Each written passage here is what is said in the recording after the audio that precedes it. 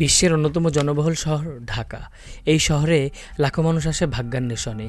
চাকরির বাজার, শিক্ষা, স্বাস্থ্যসেবার জন্য ঢাকায় আসা মানুষের সংখ্যা প্রচুর, কিন্তু জনসংখ্যার তুলনায় আবাসনের ব্যবস্থা সীমিত।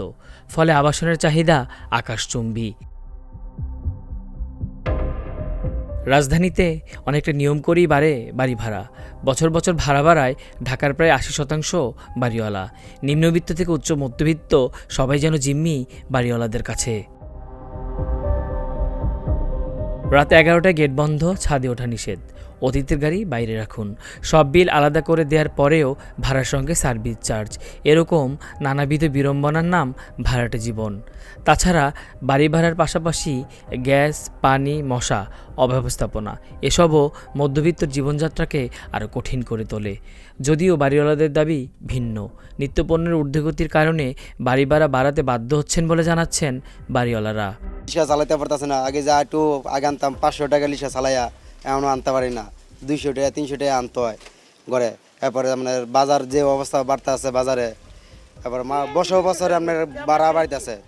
আঙ্গর আই নেই, প্রতি বছর ঘর ভাড়া বাড়ে। মানে আমরা এই কৈতনে দিব, এই যদি না থাকে দিতে পারবো না। তাহলে এখন কি করা যায় বলেন? বর্তমান দেশের যে পরিস্থিতি, সাধারণ মানুষের বিশেষ করে তাদের ইনকামের চাইতে ভাড়া কিন্তু অনেক জায়গায় বাসা ভাড়া বেশি। একটা মানুষের জন্য ধরেন আমি যদি রিক্সা চালাই, আমি একজন গাড়ির ড্রাইভার, আমি এখন বেতন পাচ্ছি 20,000 টাকা। আমি যদি আমার ফ্যামিলি নিয়ে থাকি, তাহলে দেখা গেছে আমার প্রতি মাসে 15 থেকে 17,000 টাকা চলে যাচ্ছে। তখন আমার 20,000 টাকা তো আমার কী হবে? 700 টাকা বাড়াইছে আয় বাড়ে না, আমরা আরও লস থাকে আর কি। প্রতি মাসে প্রতি বছরে এটা ভাড়া ঠিক আছে, কিন্তু আমরা তো আই নাই। আগে যে কামাই এখন এই কামাই, এখন বললে আর কামাই কমেছে, বুঝলেন না? একবারে কামাই কমেছে। অনেক কামাই না করতে আমরা ঘর ভাড়া ঠিক মতন করে দিতে, আমরা বাড়াইলে কি আমরা দিতে পারবো? সরকারের এগুলা অবশ্যই মনে করেন যে এই বাড়ির এগুলা ভাড়া কমানোর দরকার, অনেক বাজার নিয়ন্ত্রণ রাখার দরকার। এগুলা ছাড়া মনে করেন যে আমাদের চলা তো বড় কঠিন হয়ে যাচ্ছে। কনজিউমার অ্যাসোসিয়েশন অব বাংলাদেশ ক্যাবের সমীক্ষা বলছে, গত 25 বছরে বাড়ি ভাড়া বেড়েছে প্রায় 4 থেকে 7 গুণ। জীবনযাত্রার ব্যয়ের তুলনায় যা দ্বিগুণ। সরকার যে আইনটা করছে, বিগত যে আইন আছে আর কি, সেই আইনটা ভাড়াটিয়াদের পক্ষে না থাকার কারণে ভাড়াটিয়া আদালতে গেলেও, যেমন র্যান্ট কন্ট্রোলে ভাড়া দেওয়ার একটা সুযোগ আছে, সেখানে কিন্তু ভাড়াটিয়ারা খুব একটা সুযোগ সুবিধা পায় না।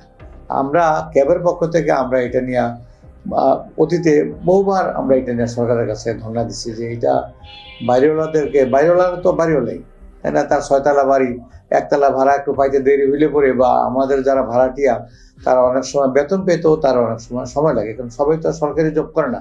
কারণ সরকারি জব করে তারা অনেকেই কিন্তু ভাড়াটিয়া না, কিন্তু প্রাইভেট জব যারা করে তারা অনেক সময় 10 তারিখ, 12 তারিখ, 15 তারিখ তাদের বেতন পায়। রাজুক বলছে, উচ্চবিত্ত এলাকার তুলনায় নিম্নবিত্ত এলাকায় বাসা ভাড়া তুলনামূলক বেশি। সম্প্রতি ঢাকা উত্তর সিটি কর্পোরেশনের আয়োজনে বাড়িওয়ালা ভাড়াটিয়াদের মধ্যে এই সংকট সমাধানে এক মতবিনিময় সভায় সিদ্ধান্ত হয়, এলাকাভেদে বাড়ি ভাড়ার তালিকা করে দেবে ডিএনসিসি। এখন দেখার বিষয় সরকারের এই সিদ্ধান্ত কতটা ফলপ্রসূ হয়, নাকি আসছে নতুন বছরে বাড়ি ভাড়ার বৃদ্ধি নামক সংকট আবারও মাথাচাড়া দিয়ে ওঠে। আর কে রেজা, চ্যানেল এস, ঢাকা।